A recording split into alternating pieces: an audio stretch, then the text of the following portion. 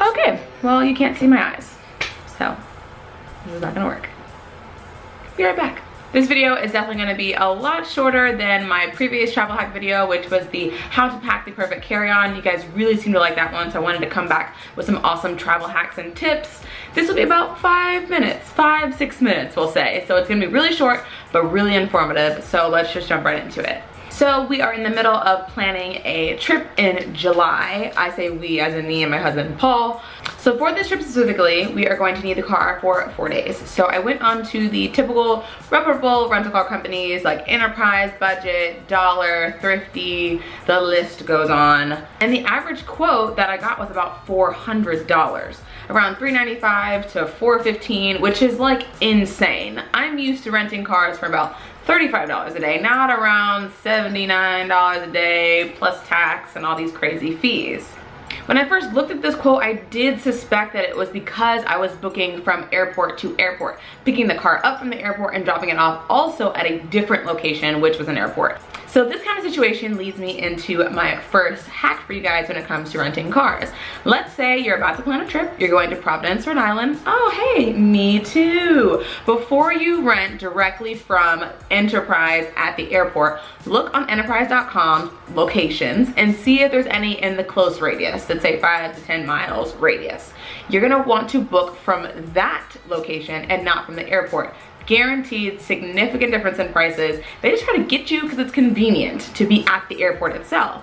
But secret, insider secret, many times these rental companies will actually pick you up from the airport and bring you to their location because they want that business. So you rent for the local office, not the one that's at the airport. When you arrive at the airport, you've already pre-scheduled your shuttle to be there for you, and they bring you to the location that's 5 to 10 minutes away, and you save maybe upwards of $100. I've done this previously and saved literally $100. And when you're traveling, $100 is worth it for 5 to 10 minutes of my time. So I thankfully stumbled upon this website called economybooking.com. That quote that I got from that website was $230. What? This is what I'm talking about.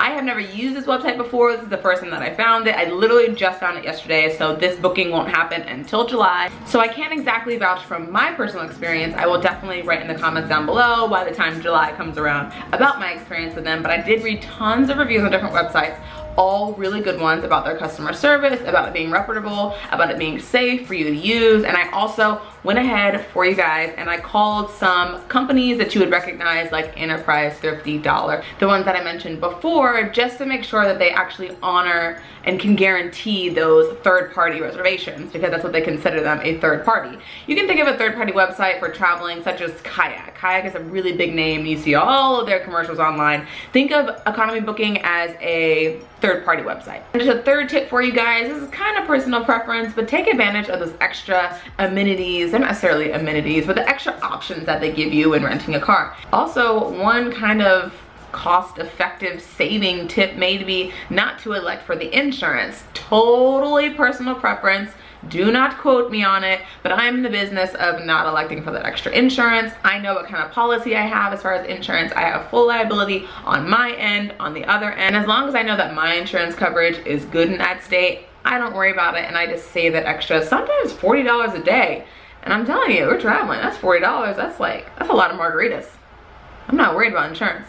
Should be, but if you're drinking and driving, you should be taking an Uber anyway and not driving your rental.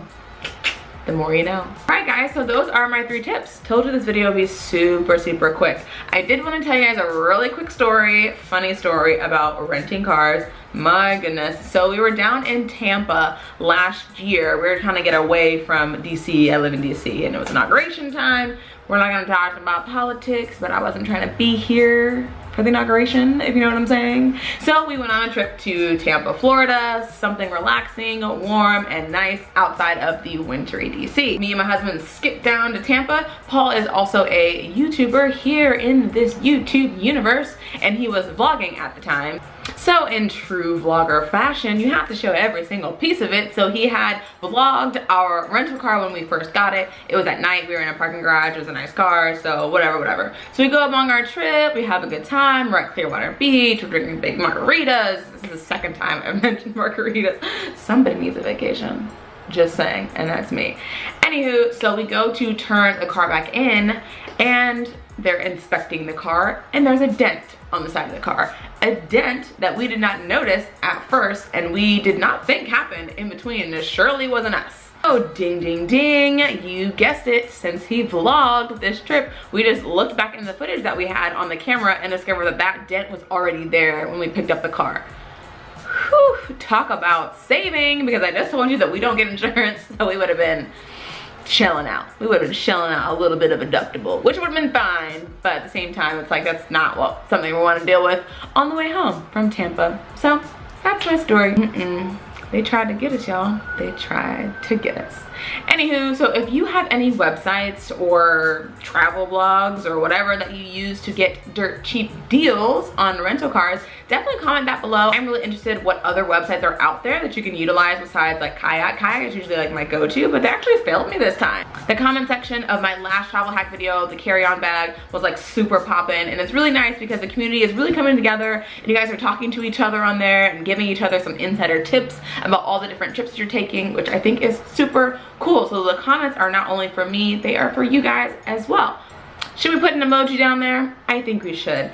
If you're going to comment, go ahead and comment some kind of car emoji and then whatever your tip is. Should we put an emoji down there? I think we should. If you're going to comment, go ahead and comment some kind of car emoji and then whatever your tip is. And if you don't have any tips and you just want to say hey, and then put a car emoji, okay? I'll see you guys next time in my next video. Bye. I've been moving calm, don't start no trouble with me. Trying to keep it peaceful is a struggle for me. Don't pull up at 6 a.m. to cuddle with me.